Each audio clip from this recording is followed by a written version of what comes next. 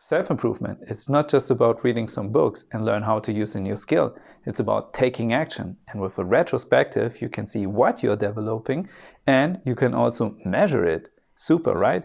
And the best thing is, when you're making steps forward, you can celebrate yourself. Say!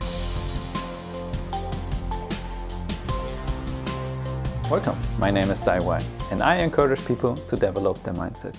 Today we will talk about the retrospective. This is a technique to improve yourself, taking actions and to develop your skills. If you're working in an agile environment as a software developer, scrum master, product owner or agile coach, then you know how to use it. If not, then you're absolutely right here. So after this video, you can use this technique immediately and improve yourself. Why is taking action for self-development so important? If you want to improve your skills, like you want to run better, have a better condition, if you want to be a better piano player, if you want to be better in social networking, or want to be a better painter or drawer, you can read a lot of books, you can watch a lot of videos, and you can read a lot of articles. This is the theory.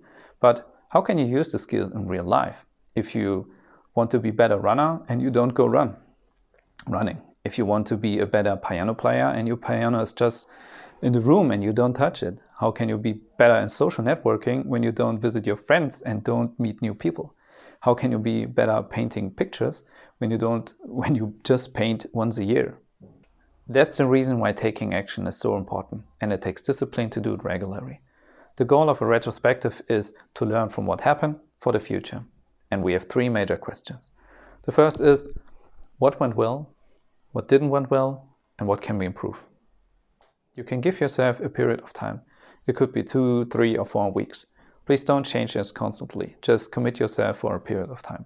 Let's go through the method by using an example. So the first is, your ultimate goal is to run a marathon. It's about 42 kilometers. Your current state is running for about 4 kilometers in 25 minutes, and then you're out of breath. We use a period of time for 2 weeks. It's very important that you don't just focus on a big goal.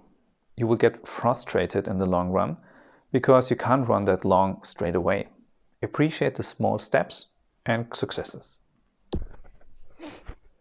For the next 2 weeks, you set yourself a goal. You say you want to run 3 times a week, you want to run the 4 kilometer, and your goal is not be out of breath. After 2 weeks, you ask yourself the question, what went well, what didn't went well, and what could you improve? Think about it and be honest with yourself. It's very important that you're not lying to yourself. These answers could be like that. The first answer could be, I ran the 4 kilometer several times. In the end, I wasn't out of breath. Second is, I only run twice a week and not just 3 times. The third answer is, I will have discipline and run 3 times a week. Every Monday, Wednesday, Saturday at 7 p.m. And I want to run 5 kilometers. Don't just focus on the questions what didn't went well and what could you improve. It's very important that you also have a focus on what went well. Because these are your improvements, these are your successes, and you can be proud of yourself and you can celebrate yourself that you make some major successes. So the first question is very important. What went well? Celebrate yourself and say, yes, yes, I've made it. With the third answer, you give yourself the next goal for the next 2 weeks. You may ask, this really works? I'm not sure. I'm doing very small steps. But yes, this is very, very good because we have 52 weeks a year. Imagine you make every 2 weeks 1 step. That means you make 26 improvements, 26 small steps. And this is very, very good. And if we use our example, you make 2 steps. So you make 2 steps every 2 weeks. That means you make 52 improvements a year. Just think about it. 52 improvements a year. How huge is that? This is very, very amazing with this simple technique.